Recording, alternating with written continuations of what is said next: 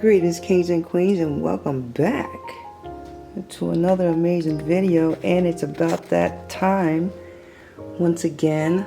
Of course, it's always time to maintain hydration. I want to share a water infusion with you guys. Simple. It's not like it's anything new. I just want to share some of the ingredients that I'm using with this new acrylic dispenser that my husband bought me about 2 weeks ago. I didn't get a chance to use it. I've been too busy, and one of you, my supporters, have suggested that I make a video, and so that's what I'm doing today. And thank you for the idea. You know who you are. So we're gonna use some fresh mint, lemons, orange, and limes, and of course some ice in the freezer. I'm gonna wash this, take it out the box. I'm not going to film it. I'm going to take it out the box. I'm going to wash it nice and clean. And these already have been cleaned. You guys know that I wash my fruits and my vegetables with vinegar and some lemon. And so this is already cleaned already. And so let's get going. So I just finished cleaning this up, and I just wanted to show you guys how deep this is. This is about 2.9, see how deep it is? 2.9 gallons of water. And the spout is awesome. My husband is so thoughtful. And we love infused water. So we'll have this on the counter all day today, and we'll be drinking infused water. We'll let it sit for a little while after we put the water and the fruits and the ice, and let it sit for about 2 hours, and then we'll start drinking it. Stay tuned.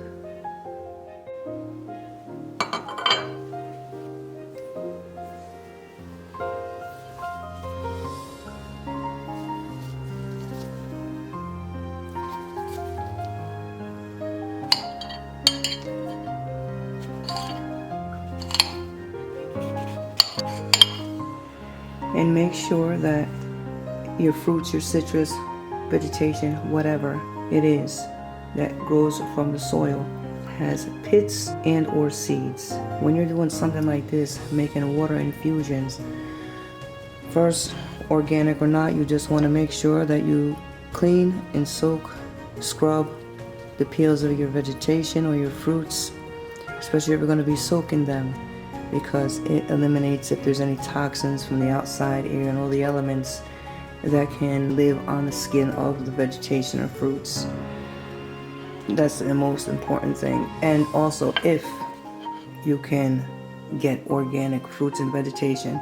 If you can't, try your best to get locally grown or soil that is in the process of being transitioned into becoming organic, because it's so important for those farmers that are transitioning soil to make it become organic, so that we can have healthier fruits and vegetables if you're not doing it yourself.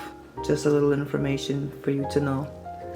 So this is a little bit too small to cut up my orange, so I'm going to use a knife.